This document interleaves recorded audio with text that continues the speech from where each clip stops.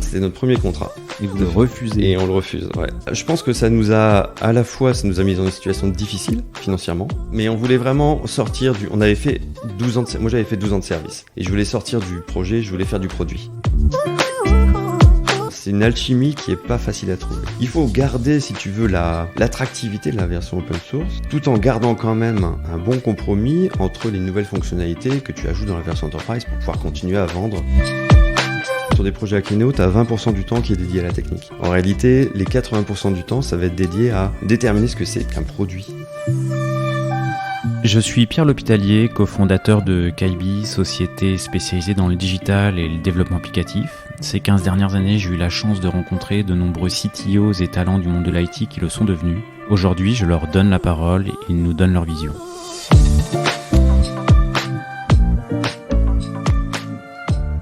Bien, aujourd'hui, je suis en compagnie de Benoît Jacquemont, qui est le CTO et cofondateur de Akeneo. Merci Benoît d'avoir accepté l'invitation. Merci Pierre de me recevoir. C'est avec plaisir dans nos locaux nantais. J'ai fait le déplacement parce que Akeneo, vous êtes une entreprise qui est principalement nantaise, du coup. Oui, tout à fait. Notre headquarters est sur Nantes, ouais. Ok. Est-ce que avant de revenir sur Akeneo, alors déjà, je commence toujours par ça. Quand quelqu'un nous a mis en relation, je fais un petit clin d'œil et je remercie Bertrand Vigneron de nous avoir mis en relation. Et peut-être avant que de revenir plus en détail sur Akeneo, est-ce que tu peux te présenter rapidement et les premières étapes de ton parcours ? Ouais, ok. Donc, Benoît Jacquemont. J'ai commencé à bosser en 99. Donc, j'ai fait mes études à Lille. Moi, je suis ch'ti, en fait, vraiment à la base. Bassin minier.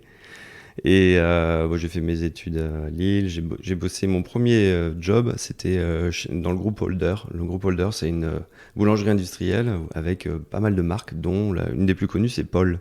Mais il possède aussi La Durée, les célèbres macarons à Paris. Et donc, je travaillais sur le système d'encaissement.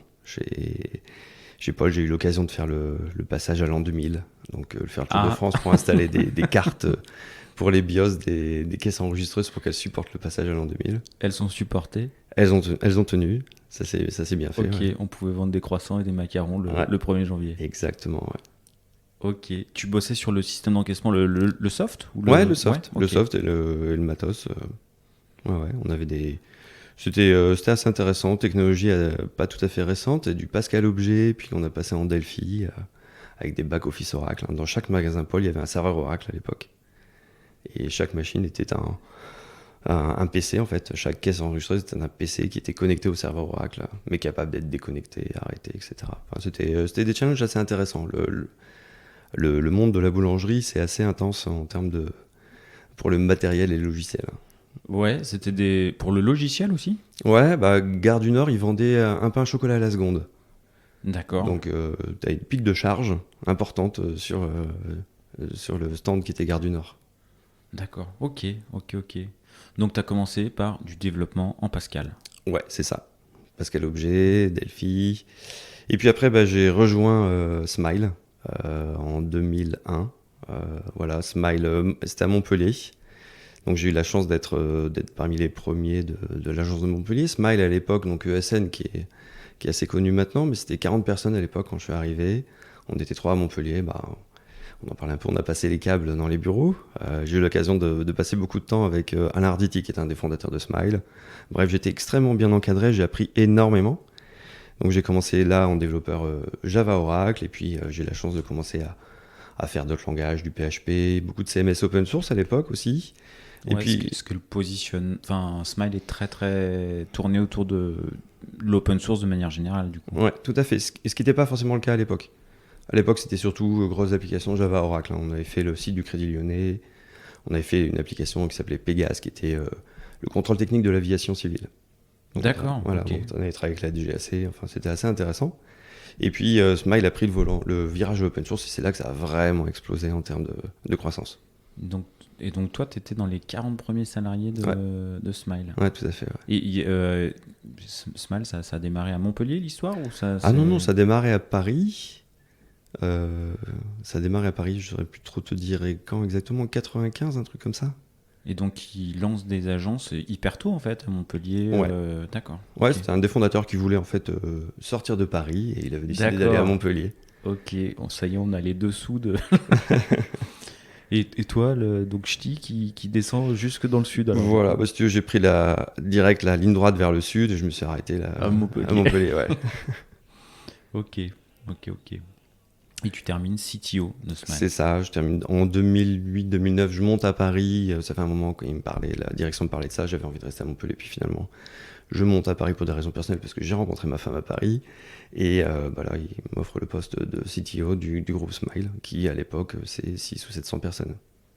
Ah ouais, énorme croissance en 10 ans, quoi. Ouais, je crois que maintenant ils sont à 1500, Un entre peu plus, 1500 ouais, et 2000. quelque chose comme ça. Ouais, extrêmement bonne boîte. J'ai appris énormément là-bas, très bon encadrement technique, énormément de diversité dans les projets. Vraiment très content, j'ai passé 12 ans là-bas, j'ai appris énormément. Et sur la fin, c'était toi, l'encadrement technique. Ouais, c'est ça, ouais. Ça ressemblait à ça, ouais. Ok. Avant de te lancer dans l'aventure Akeneo, Exactement. où on approche de la décennie là aussi. Tout à fait, l'année prochaine on aura 10 ans. Akeneo aura 10 ans, janvier 2023. Une petite fête? Oh, bah oui, j'imagine, ouais. Ouais. Ouais, c'est prévu, ouais, s'il n'y a pas le Covid qui vient nous embêter, ouais. Ok. Aucun problème. Alors pourquoi Akeneo? Et pourquoi ce nom? Alors, pourquoi Akeneo? Vers 2008-2009, chez Smile, on commençait à faire pas mal de sites e-commerce. Donc il y avait des plateformes e-commerce qui commençaient à être un petit peu sérieuses, comme Magento par exemple, qui permettait de faire des sites e-commerce vraiment de qualité, de bonne qualité, avec un support de trafic important, etc. Et donc on a commencé à maîtriser l'outil, mettre en place des projets, et dans les projets e-commerce, comme beaucoup de projets, tu as toujours une partie reprise de données. Et cette partie reprise de données dans le cadre d'un projet e-commerce correspond à récupérer des données de l'information produit pour pouvoir la mettre sur le site e-commerce. Et donc on mettait en place les plateformes techniques, ça se passait plutôt bien. Et dans les premiers projets, on a eu un client à qui on a demandé, on peut récupérer l'information produit, où est-ce qu'elle est, dans quel logiciel vous avez stocké ça, etc. Et il nous dit, on a des fichiers Excel pour gérer ça. C'est assez étonnant quand même, hein, gérer des fichiers Excel, une information aussi importante, avec tous les risques que ça comporte, d'écrasement. Enfin, t'as beau centraliser tes fichiers sur un serveur, t'as toujours un qui va écraser le fichier, du coup tu versionnes à la main, enfin c'est extrêmement manuel. Donc on se rend compte qu'il y a eu on rencontre ce premier client, on dit voilà, cas particulier, ils ont des petits problèmes d'organisation potentiels. Et puis on fait plusieurs projets, et en fait c'est quelque chose qu'on voit revenir, qui est complètement récurrent. Et je pense que l'élément déclencheur où on s'est dit il faut vraiment qu'on fasse quelque chose, c'est on se retrouve de nouveau dans cette situation-là avec le client qui nous dit voilà, j'ai telle personne qui s'occupe des fichiers Excel. Du coup, on va aller voir la personne en question dans les locaux. Et puis, en discutant avec la personne à la machine à café, on commence à discuter avec une autre personne. Et on se rend compte que cette autre personne travaillait également sur l'information produit, c'est-à-dire qu'elle remplissait des fichiers Excel avec toute l'information produit. Elle refaisait du shooting de photos pour avoir les photos des produits. Elle travaillait avec des agences de traduction pour traduire les descriptions, les informations des produits.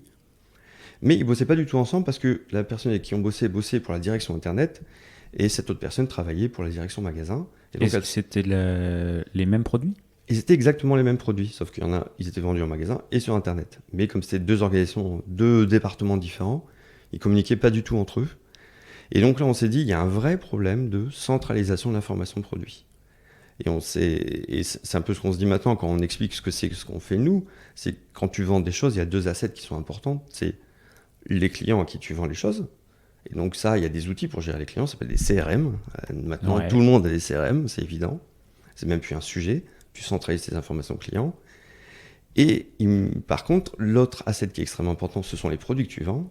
Eh bien, on se rend compte qu'il manquait quelque chose. Et ça s'appelle un PIM, un Product Information Management. Alors, on le découvre à l'époque, parce que notre métier, c'est de faire des sites e-commerce plutôt. Alors, on regarde, notre métier chez Smile, c'est plutôt de trouver des logiciels que tu intègres les uns avec les autres.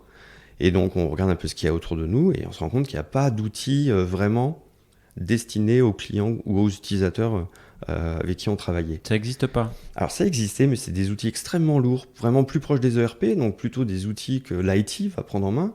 Donc les DSI, des sociétés vont prendre en main, et puis des outils extrêmement compliqués, tu vois, des projets de 2-3 ans, des des licences à l'époque.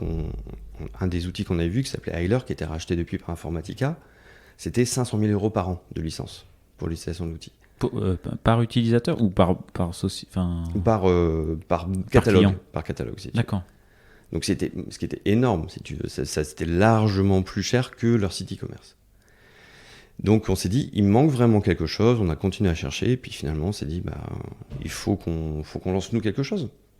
Et c'est comme ça que ça démarre. Alors c'est avec Frédéric de Gombert et Nicolas Dupont qui travaillaient aussi, on travaillait déjà depuis un moment ensemble, et c'est Fred qui a dit, qui nous a proposé, on était tous tombés devant ce besoin, et il nous a dit, les gars, on essaie de faire un truc. Et c'est comme ça que ça a démarré à Kinéo en janvier 2013. Donc vous bossiez ensemble On bossait déjà beaucoup ensemble. Ouais. Ok. Fred était responsable de toute la partie e-commerce en fait chez Smile. D'accord. Donc vous saviez que vous étiez associés compatibles. Oui. En fait, pour l'anecdote, la première fois que j'ai rencontré Fred, on s'est engueulé. On s'est retrouvés à table à un déjeuner, puis on n'était pas d'accord sur un sujet. Et voilà. Et depuis, en fait, on a toujours su comment travailler ensemble. Enfin, on a appris plutôt à travailler ensemble. Ouais. Et si tu veux, quand on a démarré à Kenéo, c'était pas comment ça va se passer si ça se passe mal. En fait, on savait, on avait des projets qui se passaient bien, d'autres qui se passaient moins bien. Donc moi, en tant que CTO, j'intervenais un peu en mode pompier parfois. Lui, comme il était responsable de la partie e-commerce, il était présent aussi. On était un peu en binôme sur ces sujets-là, de complexité en amont, et puis aussi en aval quand il y avait des problématiques sur les projets. Donc on savait en cas de crise, on savait comment l'autre travaillait, et on travaillait très bien ensemble, déjà à l'époque. Et on travaillait aussi avec Nicolas Dupont, qui lui était chef de projet technique à Smile Nantes, qui travaillait aussi sur des sites e-commerce. D'accord, donc vous saviez, vous saviez comment travailler ensemble. Pour toi, c'est un des facteurs clés de succès ? Je pense que c'est un des gros facteurs de succès. Ouais. Parce qu'en fait, on a eu l'occasion, pendant nos années Smile, avant de créer Akeneo, de s'apprivoiser, en fait. Et de savoir quels étaient les points forts et les points faibles de chacun. Et du coup, de pouvoir s'appuyer les uns sur les autres. Et le fait de le faire avant de créer ta boîte, oui. Tu vois, c'est assez magique parce que tu arrives, tu as déjà une expérience de travail avec ces personnes-là.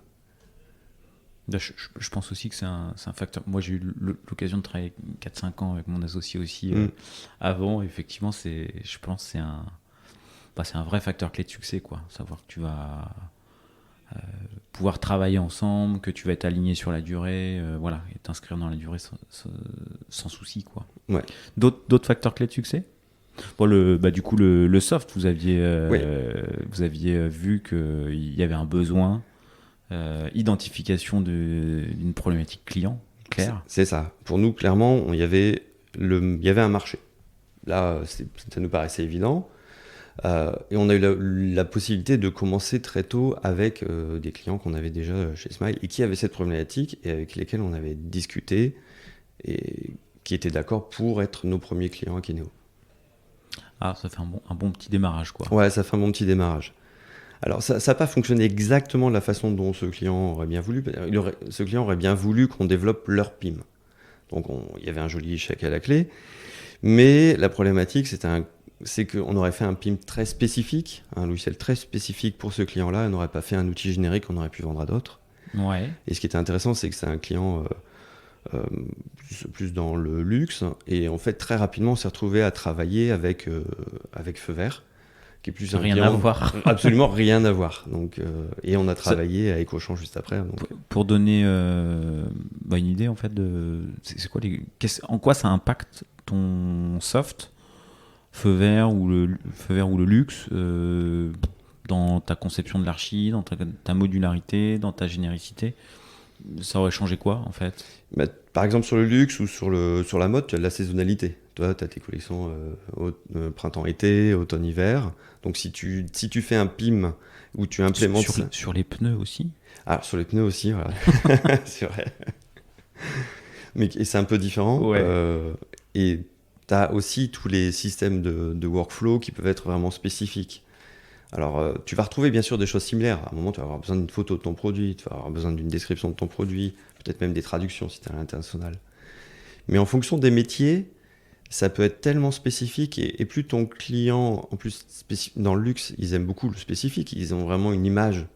Et il faut que ça reste à leur image, ils vont pas être dans le générique, contrairement à l'industrie. industrie, tu vas essayer de standardiser, d'être plus dans le générique pour que ça soit le plus automatisé, le plus facile possible à implémenter, à suivre. Dans le luxe, c'est plutôt l'inverse, on va essayer de faire du spécifique.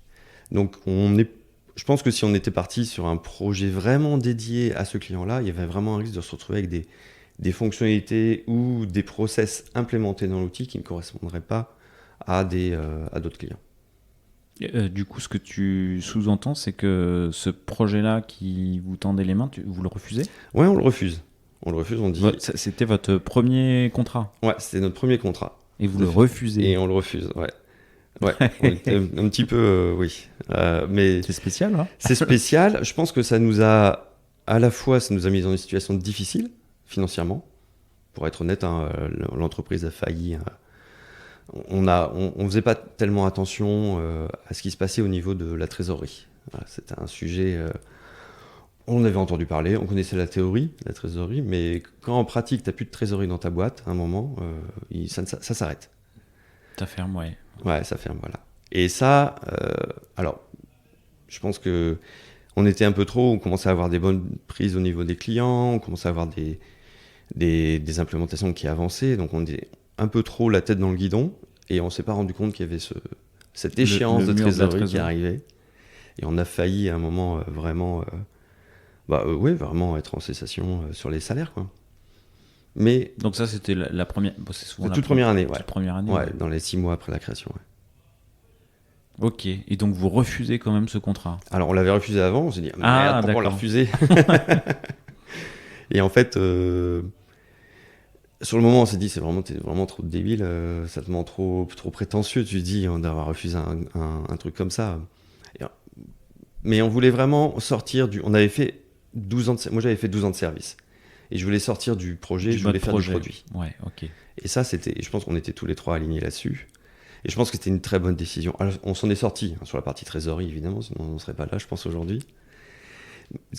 Vous en êtes sorti comment? Grâce à des signatures par ailleurs, en faisant oui, gaffe? Il y a eu ça. En arrêtant d'embaucher, j'imagine? Ouais, on a levé un peu le pied là-dessus. On a eu la chance d'être accompagné par le réseau Entreprendre d'Atlantique, qui, sur l'accompagnement, propose d'avoir une sorte de parrain qui vient suivre un peu l'entreprise et puis qui régulièrement fait des petits points tous les mois et qui nous a mis le doigt sur la trésorerie en nous disant, les gars... Assez en amont. Ouais, suffisamment en amont, mais... Ouais. Et ça, ouais, heureusement, parce qu'on est passé vraiment, vraiment très près. Donc ça a été un moment un peu difficile, on s'en est sorti. Et donc tu conseilles aux entrepreneurs, enfin le réseau Entreprendre Atlantique, c'est un bon conseil? Ouais, c'est un bon conseil. Et la personne en particulier? Ouais. Son petit nom? Dominique Zélès de Proginov. D'accord. Travaillé chez Proginov à l'époque. Ok. Voilà. Une belle entreprise nantaise aussi, hein, de RP. Et donc qui nous a vraiment... nous a aidé à nous focaliser sur les choses qui étaient importantes. Ouais. Et donc, du coup, a posteriori, bon choix. A posteriori, bon choix d'avoir refusé ce premier projet, tout à fait, ouais. Parce que derrière, ça nous a ouvert ses portes avec d'autres industries complètement différentes. Ouais. Ok, donc les premiers clients, donc feu vert, et pas de luxe du coup? Alors, on a eu du luxe, on a retravaillé avec d'autres grandes entreprises du luxe, ouais. Après. Et vous avez fait d'autres choix forts? Oui, un des choix, c'est l'open source.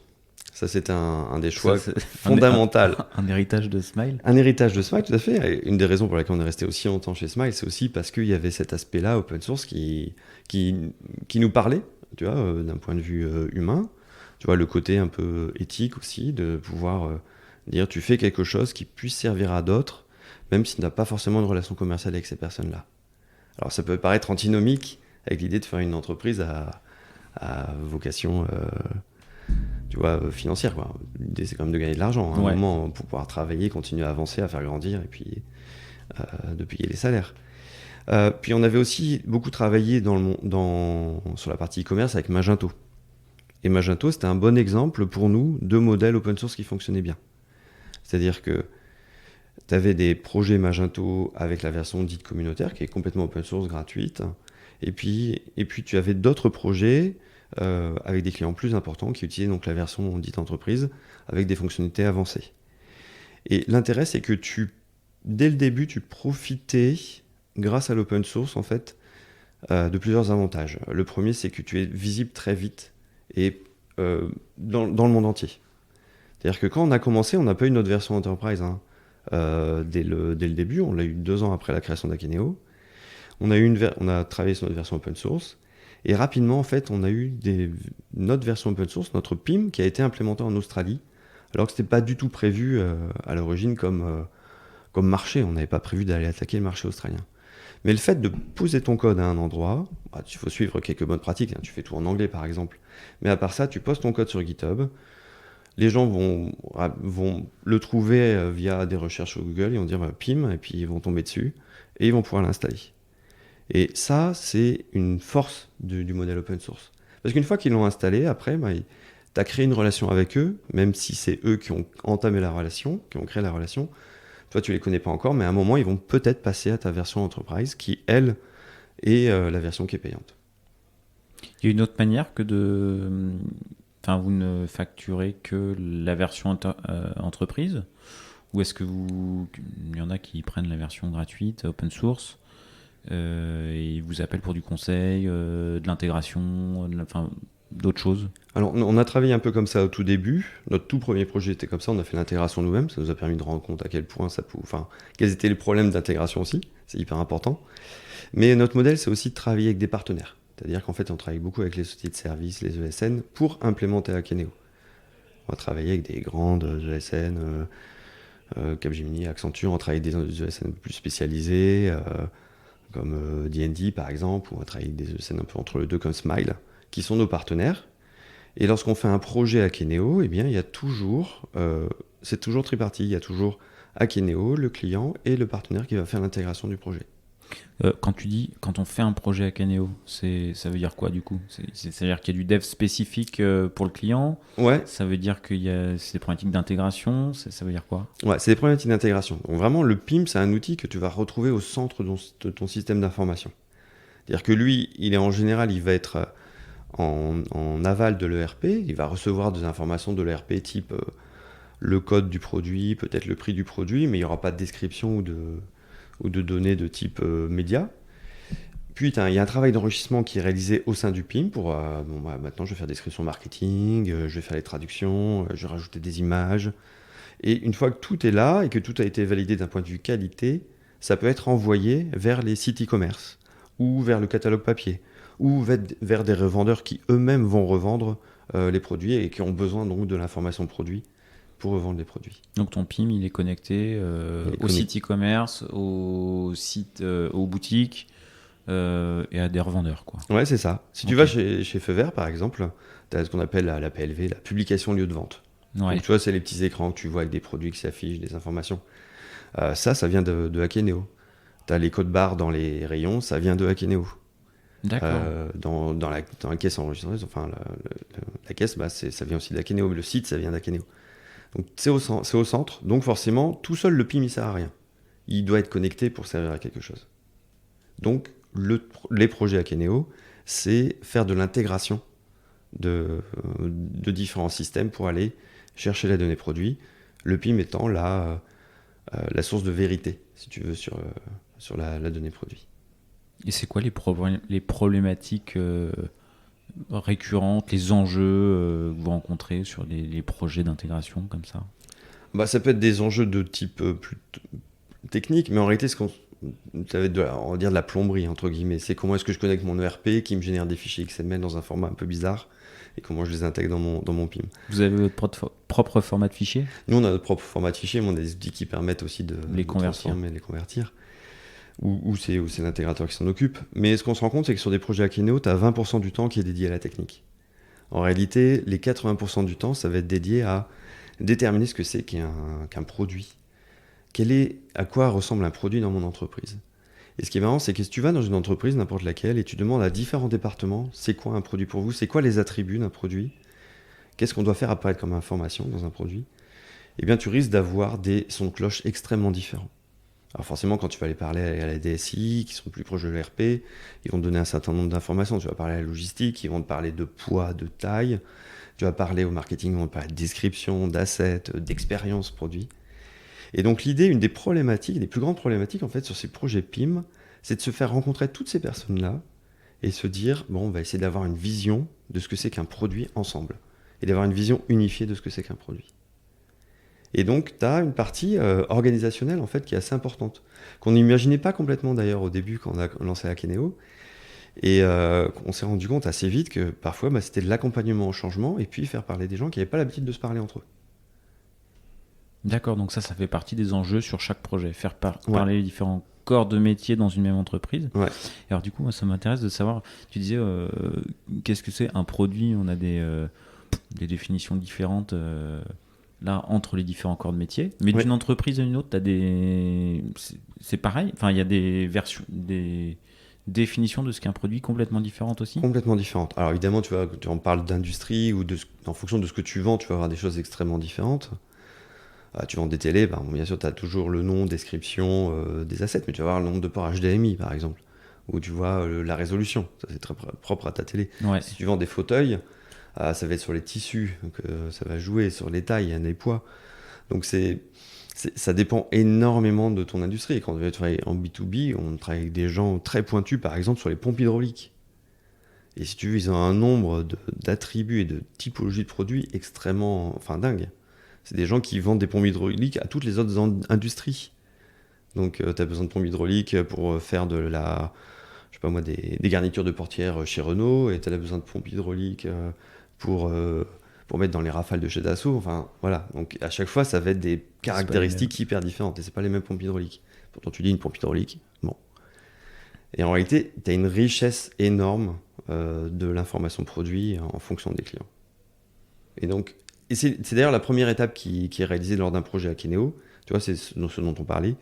C'est comment est-ce que tu décris un produit. C'est quoi les attributs que vous voulez mettre en avant dans un produit.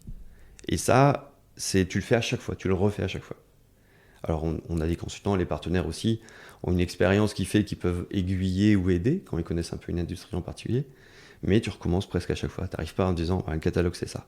Contrairement à un site e-commerce, où sur un site e-commerce, tu as presque toujours nom, description et puis quelques attributs de base. Mais là, on a des fiches produits, par exemple, où tu as 1000 à 5000 attributs pour un produit. 5000 attributs pour un produit. Ouais. Parce que tu vas retrouver tous les composants de ton produit. Tu es dans la cosmétique, tu vas retrouver tous les composants, des éléments de la recette, etc. quoi. Ok. Et alors, du coup, je reviens à l'open source. Tu disais, voilà, il y a plusieurs avantages à l'open source. Outre l'internationalisation que ça permet de manière naturelle et plus facile, c'est quoi les avantages et inconvénients peut-être aussi? Autre avantage, c'est que comme tu as accès au logiciel sans avoir de relation avec l'entreprise directement, eh bien, on a pas mal de cas de clients qui sont maintenant clients, mais qui ont commencé avec la version version open source, pardon. Donc ils l'ont téléchargé sur GitHub, ils l'ont installé sur leur serveur, ils l'ont utilisé pendant un certain nombre de mois, ce qui est hyper intéressant pour eux parce que ça permet de valider, si tu veux, l'outil sans avoir à payer une licence dès le départ. Donc c'est une forme de produit d'appel, si tu veux, d'essai, mais un vrai produit qui fonctionne. Il ne s'arrête pas au bout de 30 jours où tu n'es pas limité en nombre de fonctionnalités. Alors tu n'as pas les fonctionnalités de collaboration que nous on met dans la version entreprise, mais tu as des fonctionnalités plutôt, tu as tout le reste des fonctionnalités, tu peux vraiment l'utiliser. Et donc, on a eu des cas de clients qui nous ont appelés, on nous dit, écoutez, ça fait 6 mois, 1 an qu'on utilise votre version open source, c'est super, mais on a besoin des fonctionnalités de collaboration, on a besoin du support aussi, évidemment. Et donc, on voudrait passer à la version enterprise, envoyez-nous la facture. Donc, si le coût de vente de ce genre de situation est très bas. Et ça nous permet, si tu veux, de pouvoir avoir des ventes réduites aussi en termes de cycle de vente. Ça va beaucoup plus vite. Alors, c'est pas la majorité de nos clients, évidemment. Ton coût d'acquisition, il est plus faible. T'as pas des armées de commerciaux. Enfin, tu as peut-être moins besoin de commerciaux qui vont démarcher. Tu as des gens tu fais de l'acquisition naturelle, en fait. Voilà, tu peux faire l'acquisition comme ça. Alors, je dis pas que c'est la majorité de notre acquisition, mais ça représente quand même quelques clients. Toi, Samsung aux US, c'était comme ça. Ils nous ont appelé, ils nous ont D'accord. dit on a besoin de Belle la version open source, enterprise, envoyez-nous la facture. Et donc c'est Et vraiment... Est-ce qu'il n'y a pas la tentation, une fois que ça marche, de se dire, ok,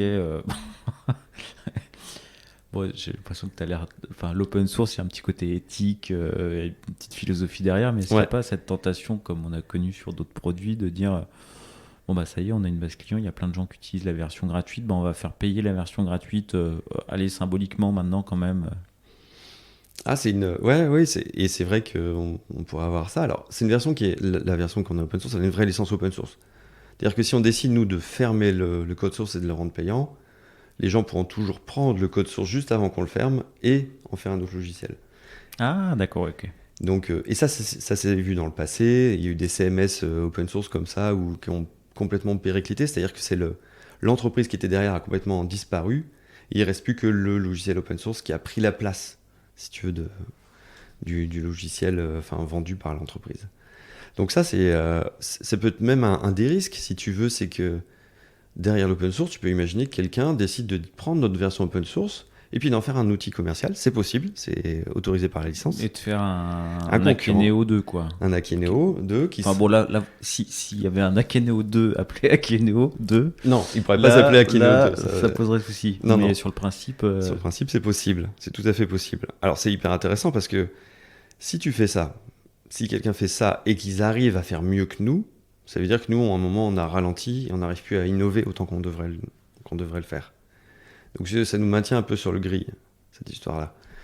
De faire en sorte qu'on reste toujours en avance dans nos capacités à innover, à apporter de la valeur à nos clients, par rapport à quelqu'un qui pourrait prendre l'outil et dire bah, tiens, moi je le vends comme ça, ou je rajoute des choses dessus.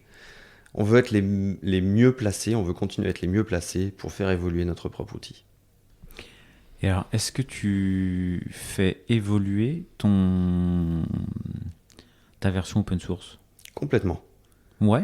Ouais, complètement, ouais, elle continue à tu la évoluer. refactores, tu la refonds de temps en temps comme une appli. Il y a des nouvelles features tous les ans, voire tous les trimestres qui arrivent dessus. Une des plus grosses features qu'on va faire cette année, qu'on est en train de développer, elle va arriver dans la version open source. Parce que, alors il y a différentes raisons, mais c'est vrai que quand on développe, et c'est une des caractéristiques aussi qui est un peu différente peut-être d'un éditeur traditionnel, c'est que quand on développe ou qu'on définit qu'on va développer une nouvelle feature, eh bien cette fonctionnalité-là, on décide de la mettre dans la version entreprise, dans la version open source.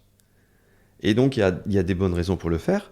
Il faut garder, si tu veux, l'attractivité de la version open source. Ouais, parce que sinon, ouais. Bah sinon, il y a des boîtes qui ont fait ça, et en mode tu libères le code source à un moment, mais le truc il est mort-né en fait, parce que personne ne le maintient, ou personne ne le fait évoluer. Et bien nous, elle continue à être extrêmement vivante, notre version open source. Tout en gardant quand même un bon compromis entre les nouvelles fonctionnalités que tu ajoutes dans la version Enterprise pour pouvoir continuer à vendre la version Enterprise, qui va te permettre de continuer à faire grandir ton entreprise et et bien sûr après continuer à contribuer sur ta version open source. Donc ça, c'est une alchimie qui est pas facile à trouver et qui peut donner lieu à des débats internes assez intéressants. Ouais, j'imagine que les features qu'on met ou qu'on met pas, il y en a 2-3 qui se décident au COMEX, quoi. Ouais, voilà, c'est ça, ouais. Ok. Et est-ce que cette logique de l'open source influe sur des choix d'architecture, technique, d'infra, Complètement, ouais. Complètement. Il y a alors, notre version entreprise, elle est purement, elle est SaaS. Donc, tu es vraiment dans le cloud. C'est vraiment un service qu'on fournit. Il y a toute la partie infrastructure qui reste dans la version enterprise. Néanmoins, il y a des choix, par exemple, de stockage, de persistance de la donnée. Aujourd'hui, tu vois, on est basé sur du MySQL. Si on voulait avoir une persistance de données spécifique cloud, ce serait plus compliqué parce que ça veut dire que dans ta version open source, tu as un système de stockage différent. Donc dans ton architecture, tu as un double système de stockage. Alors tu peux t'en sortir à travers des couches d'abstraction qui font que ça marche aussi bien pour un système managé cloud. Alors le MySQL il est dans le cloud, il n'y a pas de problème, mais on pourrait prendre des outils plus avancés encore dans le cloud. Mais on ne le fait pas parce que ça veut dire maintenir deux systèmes de persistance. Et quand tu travailles sur un peu un PIM, c'est une sorte de métabase de données, enfin, bien sûr avec plein de gestes métiers à l'intérieur, mais La persistance, c'est critique. Ouais. Donc on ne peut pas s'amuser à maintenir 2 systèmes de persistance. Ça poserait un risque sur la qualité. Donc c'est ce genre de choix, alors peut-être qu'on le fera un jour, mais ce genre de choix, si tu veux, est influencé énormément par le côté open source de l'application.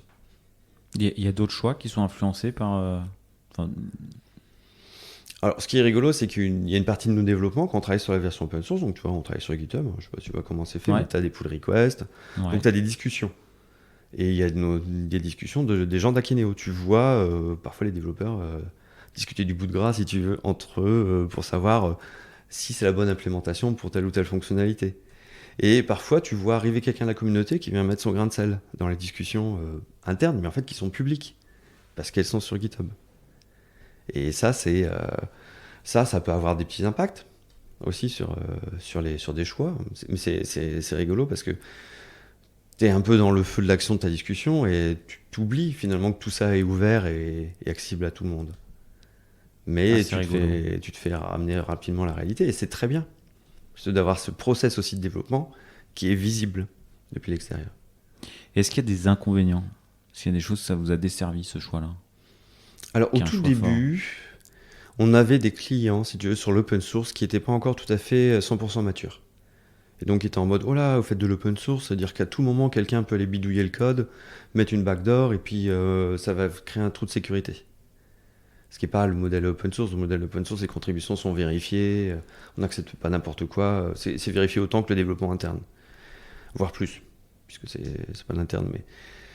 Donc, on avait ce genre de choses, où l'open source, c'est pas sécurisé, ou c'est pas clair votre histoire d'open source, je comprends pas pourquoi vous faites ça, comment vous gagnez de l'argent. Vous êtes bénévole, bah, faites-moi mon projet gratuitement du coup. Tu vois, il y avait encore en 2013, on en voyait quand même moins. Alors ça c'est peut-être une information que vous donnez pas, mais j'imagine que vous avez à peu près le ratio de clients entreprise et clients et version téléchargée open source. Il y a un ratio que vous avez, il y a un ratio cible. Est-ce que c'est un ratio que vous suivez et qui justement guide des décisions Je peux te donner le nombre d'installations, parce que ça, lorsqu'ils installent, on peut suivre un petit peu ce qui est installé. Qui installe, mais c'est pas forcément des clients, puisque tu vois, ils n'achètent pas de licence.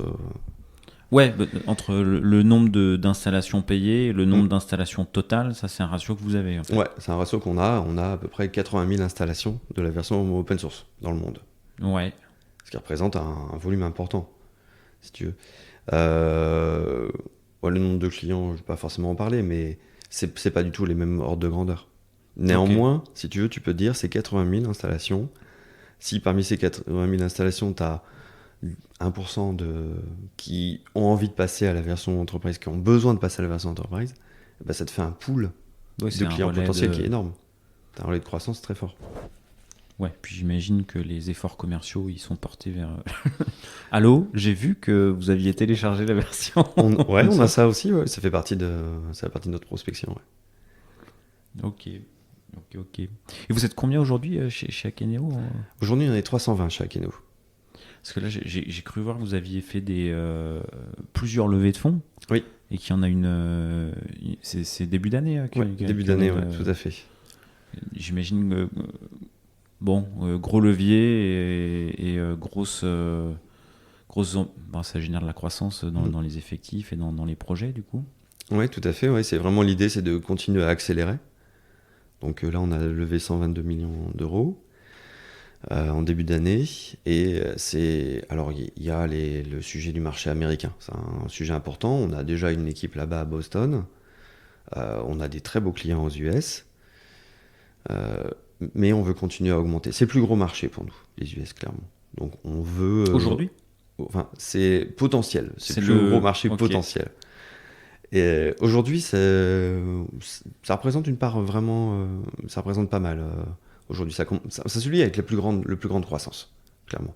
Donc on veut continuer à vraiment être présent sur place. Ça reste un marché qui est très cher. L'entrée, on l'a déjà fait.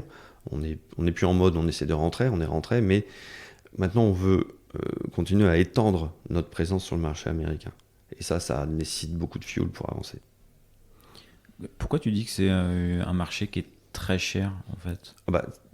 à l'entrée. À l'entrée, tu vas avoir tout ce qui est salaire, c'est beaucoup plus cher qu'en France, beaucoup plus élevé. D'accord, ok. Tu vois, les salaires. Tu vas avoir des, des frais de base sur les locaux qui vont être plus chers aussi. C'est tout de suite. Et il faut travailler énormément plus sur le marketing, peut-être même qu'en Europe. Tu vois, le marketing, c'est un élément vraiment très fort. Et d'ailleurs, notre équipe marketing, les dirigeants de notre équipe marketing sont là-bas. Parce que c'est Groupe. une culture, oui. D'accord. C'est une culture, le marketing. Que les Américains ont. On a des très bons gens qui font du marketing, très bonnes personnes qui font du marketing chez nous en Europe aussi, mais c'est pas la même façon de présenter les choses.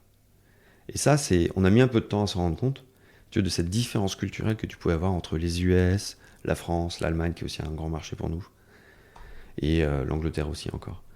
Tu t'adresses pas, tu vends pas, et tu n'intègres pas de la même manière. C'est C'est clair. quoi les différences du coup? Ouais. Enfin, quelques différences que tu t'as notées qui te paraissent importantes. Quand on a commencé à bosser, par exemple, avec l'Allemagne, qui arrivait assez tôt dans la croissance d'Akeneo, on s'est rendu compte que les Allemands avaient vraiment besoin d'avoir un détail de ce que faisait le logiciel. Donc les démos devaient être extrêmement bien préparées, évidemment, mais surtout très précises, avec quasiment un listing de tout ce que faisait l'application. On a même eu un client qui nous a demandé de lister la totalité des fonctionnalités et de les mettre dans le contrat. C'est pour éviter que jamais on enlève des fonctionnalités pour les fasse évoluer. Et donc ils veulent tout voir, mais de A à Z, tout dans le détail, comprendre les boutons à quoi ils servent, qu'est-ce qu'ils font, dans quel contexte on les utilise, etc. Aux US, quand tu vas faire une démo, c'est presque si tu as compris, si tu veux, si te expliquent leurs problèmes, que tu es capable de dire oui, c'est ce problème-là que je veux résoudre, ils te disent banco, quasiment. Tu as même des clients où les démos, c'est accessoire. C'est pour voir s'il y a un vrai logiciel presque. Mais si tu veux, dès que tu as vraiment validé que le problème que tu veux résoudre, c'est bien le leur, eux, ils y vont. Donc c'est une façon de travailler qui est extrêmement différente. Au début, ça nous a un peu... on faisait des démos plutôt... alors pas autant qu'on faisait en Allemagne, mais en France, on monte bien toutes les fonctionnalités.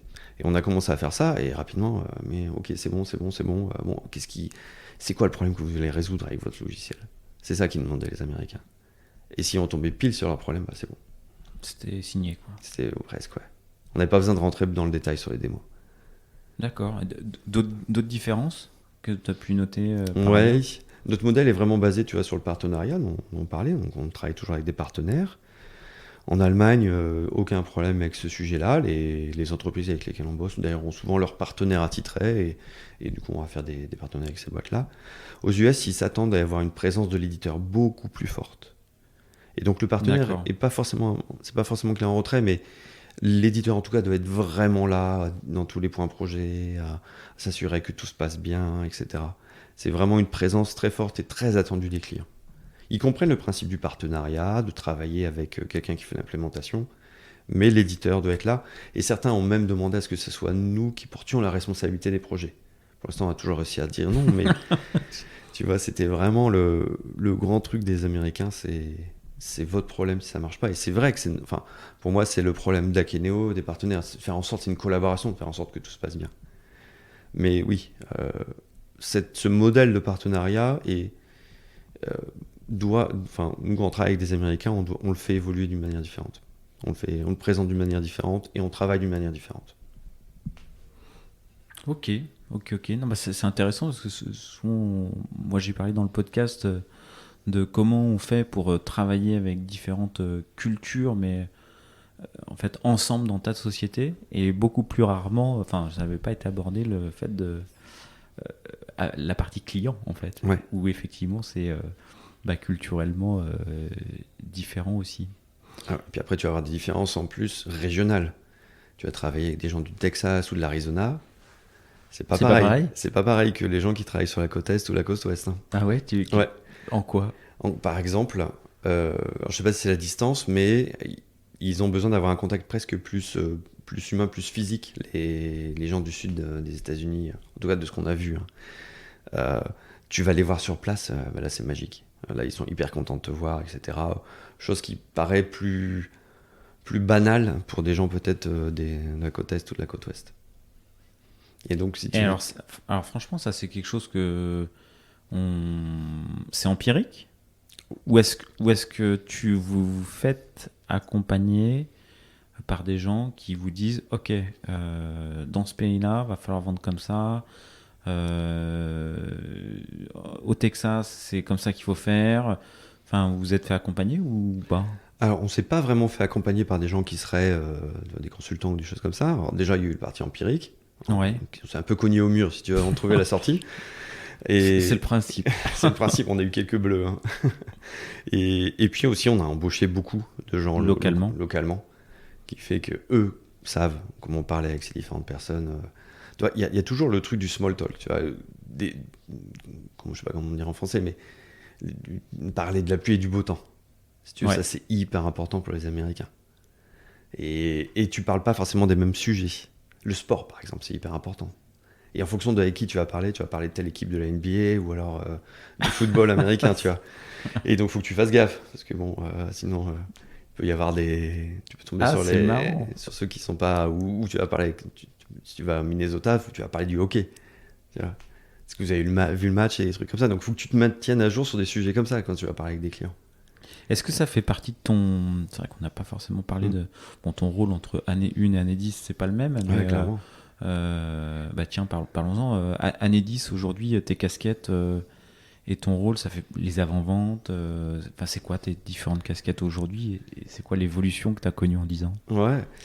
Ah, bah, clairement, aujourd'hui, je travaille beaucoup sur la stratégie technique.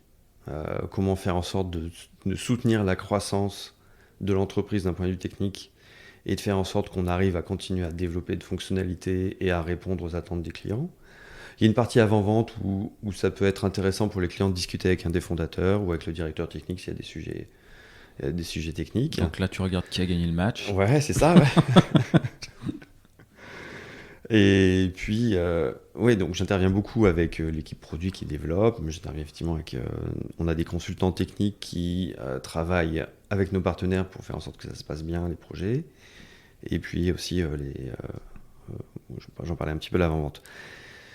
Clairement, aujourd'hui, je touche quasiment plus à du code, par exemple. Ouais. Ça, c'est un truc qui a beaucoup changé. Au départ, on était trois, on développait. Enfin, il y avait Fred travaillait sur la partie commerciale, Nico et moi on développait, et puis on avait notre premier employé Romain qui développait avec nous très rapidement. Enfin bref. Et là aujourd'hui, je fais plus de code. J'ai plus le temps et puis j'ai plus la précision et la compétence de tous les détails, la connaissance de tous les détails. Le logiciel déjà a augmenté une taille bien grossie. On a eu on a fabriqué d'autres produits depuis. Donc je peux pas avoir une vision complète de tous les détails techniques. Par contre, je reste à un niveau plus élevé sur les architectures, les infrastructures, la vision technique, comment elle s'implémente, etc. Et je travaille avec une équipe un peu rapprochée qu'on appelle chez nous les chapters engineers. Donc dans d'autres boîtes, ça s'appelle les staff ou les principals. C'est une sorte un peu d'expert technique ou de lead technique sur plusieurs équipes. Donc on travaille avec lead technique, ou on appelle des mini CTO chez nous aussi. D'accord. Donc Okay. ils ont des responsabilités de un peu de CTO sur un ensemble fonctionnel. Et alors, du coup, en termes de stratégie technique, les grandes dernières décisions que tu as eu à prendre, que ce soit en choix technique, en orga, en méthodo, Ouais. et celles que tu es en train de prendre ou va devoir prendre, c'est quoi? Les gros sujets qu'on a en ce moment, c'est l'autonomisation des équipes. Ouais. Donc on a plutôt orga. Plutôt orga, mais Ouais. il y a des aspects techniques importants. Parce que on a travaillé, une des particularités d'Akineo, c'est que nos premiers clients ne voulaient pas faire de cloud. Donc en fait, on faisait du on-premise, on a envoyé l'application et ils se débrouillaient pour l'installer. Et en 2016, on a commencé à vraiment nous fournir un service cloud. Et on a eu une équipe qui a été dédiée à ça, qui a tout construit from scratch. Ils se sont arrachés pour pouvoir faire fonctionner l'application sur le cloud. Bon, on a eu depuis des refactoring importants de l'application pour qu'elle soit beaucoup plus cloud native. Et si tu veux, aujourd'hui, on est dans un état où on a besoin que les équipes fonctionnelles de l'application historique d'Akineo, qui est le PIM, soient plus proches encore de la production et qu'elles aient même un ownership. Que les équipes fonctionnelles? Les équipes fonctionnelles, enfin les équipes, quand je dis fonctionnelles, ce qu'on appelle les squad features, c'est la squad qui développe les features, donc tu as du technique dedans. Ok. Mais t'as un feature PM, team, t'as un feature PO, team. Scrum Ouais, Master, c'est les ça. devs et les QA. Voilà, c'est ça. Et nous, on veut aller plus loin, on va avoir également la Le partie DevOps SRE et... dedans. Ok. Voilà. Et donc, c'est une mutation qu'on est en train de mettre en place pour avoir une autonomisation, parce que du coup, si on a l'ensemble, si tu veux, on sort du mode où les, les devs prennent leur code, le lancent au-dessus du mur, les administrateurs essayent de le récupérer et de le faire tourner tant bien que mal. On veut sortir de ce mode-là. Alors, déjà, les applications natives cloud qu'on a réalisées depuis sont dans un mode beaucoup plus autonome. Et donc, on est en train de changer notre mode de fonctionnement sur le PIM pour que, effectivement, les squad features aient la main sur leur production et la responsabilité de leur production. Donc, évidemment, ça veut dire faire rentrer des gens qui ont les compétences de production dans les équipes, mais ça va leur donner une autonomie, un choix, des capacités de choix techniques aussi, sur comment ils mettent en production, sur quoi ils mettent en production, etc. Et donc réduire aussi le temps de mise en production. Alors aujourd'hui, tu vois, sur notre SaaS, on met en production toutes les semaines, et on veut encore réduire ça pour faire de plus fréquemment encore. Des difficultés Oui, des rencontrées difficultés. là-dessus, sur ce chantier-là? Ouais, parce que alors il faut faire monter en compétence les équipes, les squad features, de façon à ce qu'ils comprennent tous ces sujets-là. Alors ils l'ont, si tu veux, ils mettent des logs, la production, ils commencent à avoir déjà une boucle de feedback, mais vraiment mettre les mains dedans, voir comment cette équipe qui a construit tout le cloud chez nous, comment l'emmener vers plus un rôle euh, d'organisateur ou de coach, si tu veux, pour les entraîner à avancer sur ces sujets-là. Si tu veux, l'équipe qu'il y a chez nous, en fait, on va la diviser en deux morceaux.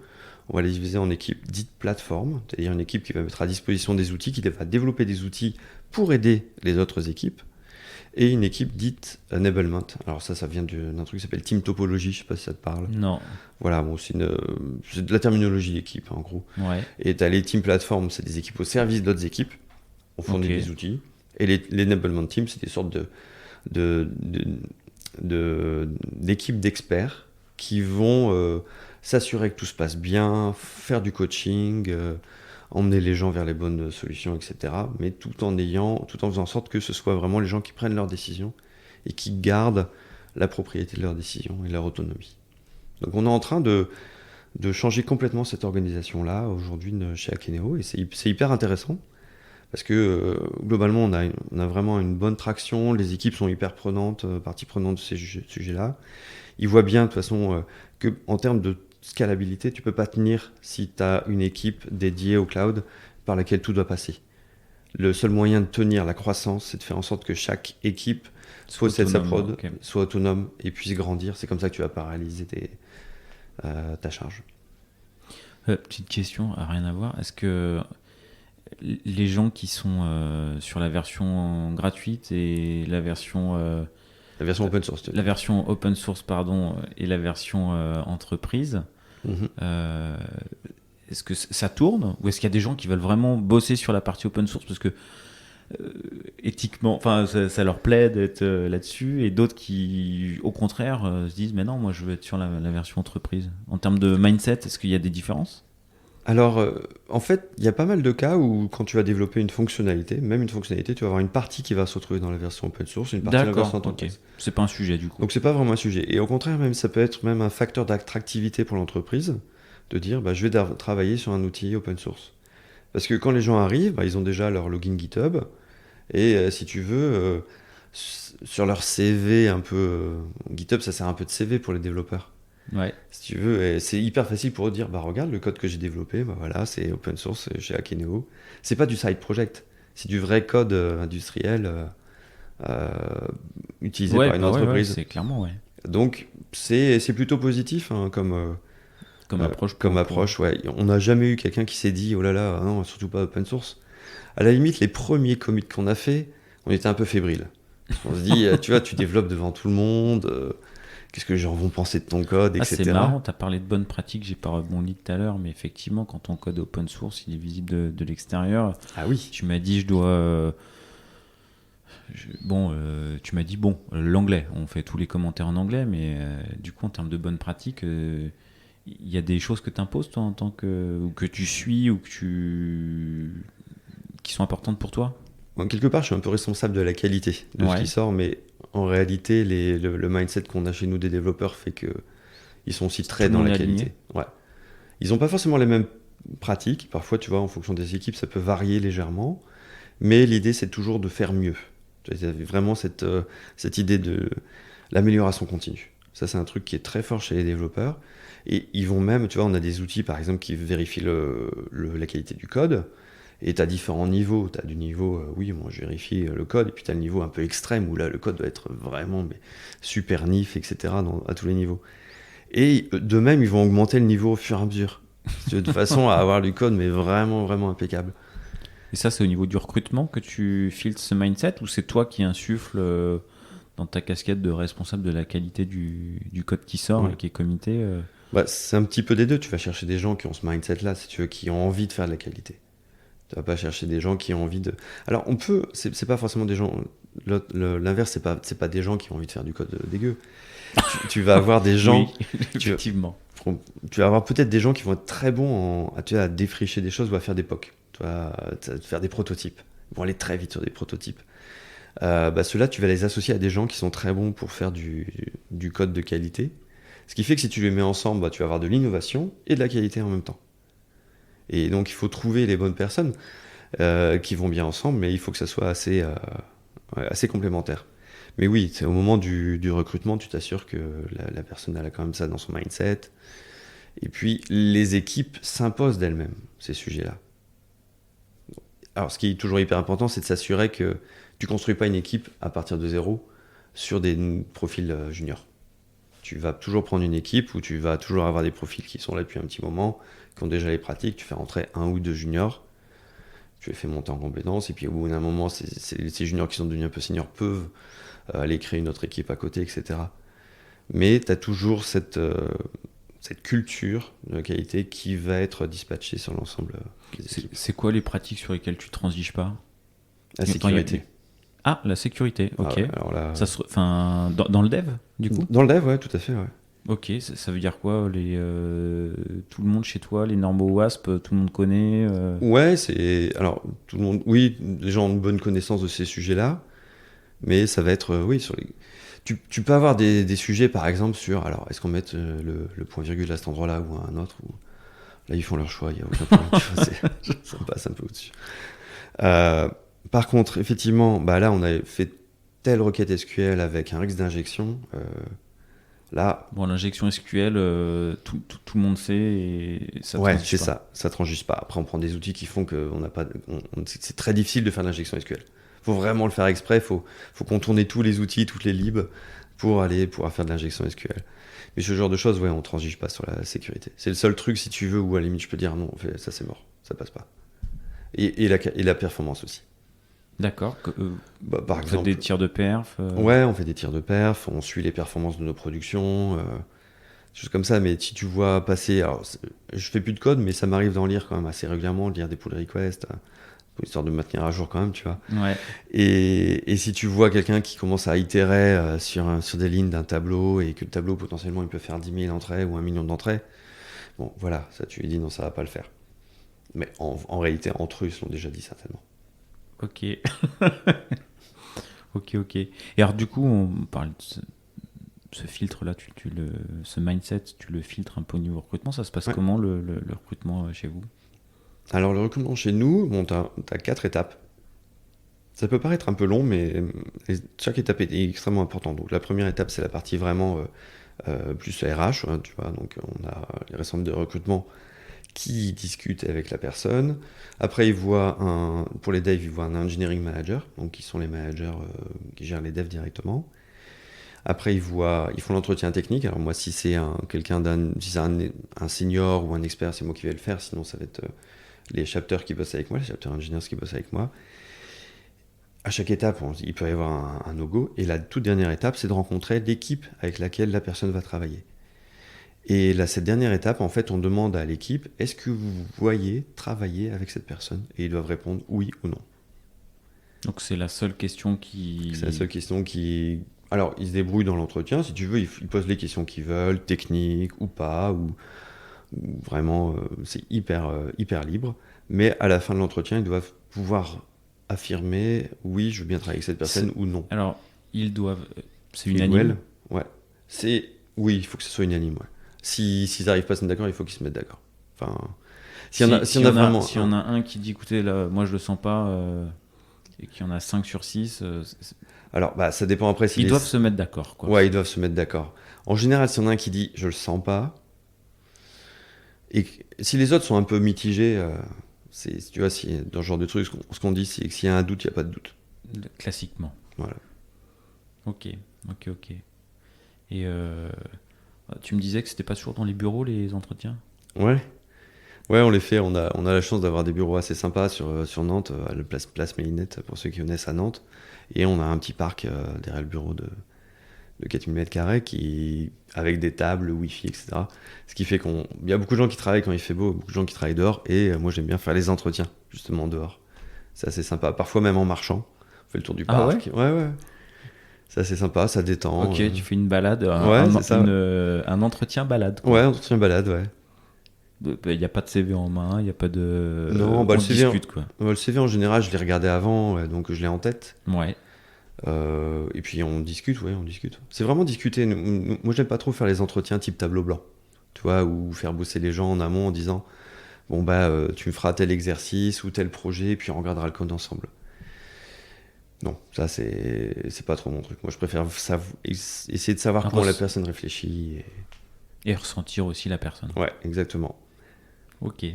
Parce que ce qui va se passer, de toute façon, au final, quand elle va travailler avec les autres, sur l'implémentation, sur les choix techniques, il y aura des discussions, mais c'est surtout quand la personne va être peut-être en situation où elle est sûre de son coup et les autres ne le sont pas, comment est-ce qu'elle va réagir? Quel est le type de collaboration qui est mis en place? Est-ce qu'on est sur du constructif ou du défensif? Tu vois, c'est ça que j'essaie de voir en entretien. Si on est sur du défensif, c'est peut-être la personne, elle va avoir du mal à donner ses arguments et elle va se dire ah ouais mais les autres ils font ça, c'est parce qu'ils trouvent que je code pas bien et ils ont pas apprécié la façon dont j'ai fait mon boulot. Alors qu'ils sont en collaboratif, tu vois, ils vont essayer de trouver la meilleure solution ensemble. Et je suis persuadé que 3 personnes qui cherchent autour d'une solution, ce sera toujours mieux qu'une personne toute seule.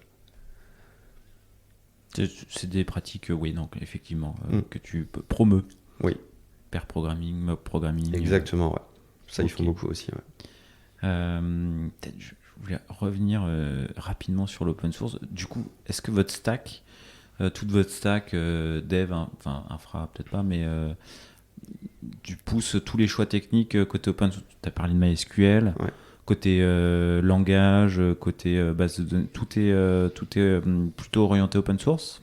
Plutôt pas mal, ouais, parce que la majorité des éléments techniques sont aussi présents dans la version communautaire. Ouais. Et tu peux pas vraiment, tu ne peux pas du tout en vrai, fournir un outil open source qui serait basé sur des logiciels propriétaires. Ok. Tu vois, ça n'a pas de sens dans le monde de l'open source. Donc t'es sur du quoi? Du PHP?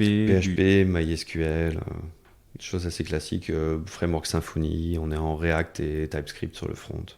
Ok. Et côté cloud? Côté cloud, on est chez Google Cloud. Ok. Ça marche. Est-ce que... quelques petites dernières questions de mon côté. Ouais. Est-ce que tu as un proverbe, une maxime, une expression qui te suit, pardon. Ouais, j'aime bien celle de Georges Brassens qui dit sans technique, un don n'est qu'une sale manie. Et ça, pour moi, alors bien sûr, je pense que c'était lié à la guitare dans le cas de Georges Brassens, mais c'est surtout, tu vois, c'est hyper important d'être, effectivement, de bien aimer le code, de savoir développer, mais c'est aussi hyper important de savoir tout ce qu'il y a autour. Qu'est-ce que ça veut dire le HTTP? C'est quoi un navigateur? C'est quoi une infrastructure? Tu vois, c'est d'avoir toute cette culture autour du développement et surtout de savoir pourquoi est-ce qu'on fait ça. Quel service on essaie de rendre à l'utilisateur. Si tu veux, c'est aussi ça que ça veut dire, en fait, cette maxime que j'ai. Et ça, c'est quelque chose que tu répètes et qui te suit et qui te... Ou sous différentes formes, mais oui. Ouais, ok. Est-ce que t'en as d'autres? J'aime bien celle de Kent Beck, qui est... c'est vraiment le processus de développement, c'est make it work, make it right and make it fast. Et ça parle entre autres d'éviter les optimisations prématurées. C'est vraiment, faites un truc qui marche, après faites du refactoring. Parce que maintenant qu'on sait que ça marche, On peut faire un beau truc, ne pas poser une architecture de fou alors qu'on sait même pas si ça va marcher. Donc ça peut aller assez loin si tu veux quand tu tires ce truc-là. Ça peut être aussi, bien sûr, ça peut être du POC, mais ça peut être, on va tester des fonctionnalités en prod et voir si les clients ils accrochent ou pas. Et puis le tout dernier, make it fast. C'est une fois que tu as toute ton architecture, que tu es sûr que ça fonctionne, c'est maintenant là que tu t'intéresses aux optimisations. Et t'évites de prendre des choix basés sur des opinions tant que tu n'as pas la data de comment tout ça a fonctionné avant. Donc l'optimisation à tout prix, c'est pas le premier but. C'est pas le premier but, on peut y venir après, et certainement souvent il faut y venir, mais le prendre dès le début, on va certainement faire les mauvais choix. Ok.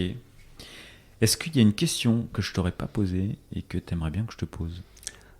Oui, tout à l'heure je parlais, on est 3 associés, Fred, Nico et donc moi, et peut-être une question qu'on pourrait se poser, c'est comment est-ce que vous faites pour pas vous marcher sur les pieds? Eh ben, est-ce que tu peux répondre à cette question? Je peux répondre à cette question, ouais. En fait, déjà une des choses, on l'a mentionné tout à l'heure, c'est que on a eu l'habitude, on a travaillé ensemble avant Akeneo. On a été dans une situation de crise avant Akeneo, donc déjà sur cette partie-là, c'est plus ou moins facile. Et puis, tu as la partie vraiment, on a maintenant chacun notre périmètre. Vraiment, moi sur la technique, Nico sur le produit et Fred sur le business. Et en ayant chacun son périmètre... Là, pour le coup, c'est les overlapping, quand tu le dis comme ça... On dirait qu'il n'y en a pas. Ouais, on dirait qu'il n'y en a pas. On dirait qu'il n'y en a pas, mais c'est pas tout à fait vrai. Parce qu'on a quand même des opinions sur les autres sujets. Moi, je peux avoir des opinions sur le business ou sur le produit. Et on échange, si tu veux, sur ces éléments-là. Vous acceptez de lâcher... s'il y en a un qui est pas d'accord, s'il y en a deux qui sont pas d'accord... celui qui a la responsabilité du produit tranche in fine, quoi. Ouais, il tranche in fine, mais il écoute beaucoup les autres. Ouais. Donc, si tu veux, on peut... oui, il y a des éléments où parfois on peut changer d'avis sur chacun sur son créneau. Et de toute façon, tu as un peu d'overlap, parce que s'il y a un business, c'est parce qu'on a réussi à faire un produit qui répond à un besoin, et si on a un besoin, c'est un produit qui répond à un besoin, c'est parce qu'on a réussi à l'implémenter techniquement. Donc forcément, des choix business vont avoir un impact sur le fonctionnel qui va avoir un impact sur le technique. Donc tu vas faire ce cercle-là et tu vas discuter des choix business potentiels à cause de leur impact. Et peut-être que tu peux remettre en cause la validité des choix. Mais bon. Et c'est un objectif pour vous qui est le moins d'overlapping ou d'adhérence entre... de vous donner le plus d'autonomie chacun dans vos rôles? Je pense que c'est important qu'on ait de l'autonomie, mais en même temps, tous les matins, avec Fred et Nico, on se passe une demi-heure ensemble pour discuter de nos sujets du jour. Donc en fait, on maintient quand même... Ah, vous avez votre petit daily, quoi. On a notre petit daily, voilà, entre fondateurs, sur nos sujets. Et ça maintient... Et c'est des sujets qui peuvent être techniques, fonctionnels ou business. Et ça maintient, si tu veux, quand même des rapports étroits, si tu veux, dans notre quotidien. On n'est pas en mode... on se voit pas pendant 2 mois et on se parle pas et puis on découvre ce que l'autre a fait. Au contraire, non, on est assez proches. Petite question, vu qu'on parle d'overlapping, est-ce que la manière de le gérer a évolué dans le temps? Je pose la question, c'est... moi, avec mon associé, sur les 6 premiers mois, on était hyper... on a séparé les rôles au bout de 6 mois, en fait. Ouais. Alors que les 6 premiers mois, on faisait tous les deux à peu près la même chose sur tout le cycle de vente. Et on a décidé 6 mois plus tard de complètement changer d'orga. Vous, ça s'est passé comment? Ça a été hyper clair dès le départ qu'il fallait les éviter, les overlaps? Non, c'était pas hyper clair. Et puis on avait beaucoup plus au départ, parce que si tu veux, au début, on était 3, on avait un dev en plus. Mais Fred travaillait sur la partie business et Nick et moi, on faisait du dev. Donc forcément, si tu veux... Et Fred travaillait beaucoup aussi sur la définition des features avec Nico et moi. Et donc, il y avait beaucoup plus d'overlap. On travaillait presque tous ensemble sur les mêmes sujets, à part un peu moins peut-être sur le business. Et encore, je faisais beaucoup d'avant-vente aussi. Donc, et ça, c'est effectivement avec la croissance de l'entreprise, le nombre de personnes qui a augmenté, on a dû structurer plus. Donc, à un moment, on s'est posé quand même pour se dire comment on partager organise, le truc ouais. un peu, ouais. Comment on s'organise. Voilà. Et on l'a fait en fonction des appétences de chacun, qui étaient dès le départ assez claires, tu vois. Mais... Ouais, produit, technique et ouais. business. Ouais, c'est ça. Ok. Eh ben écoute, merci. Merci à toi. Pour l'échange et d'avoir accepté l'invitation. Puis j'ai l'impression qu'il y a pas mal de sujets et les États-Unis à conquérir. Ouais, entre autres, ouais. Et merci beaucoup. Merci. À très bientôt. Ouais, à bientôt.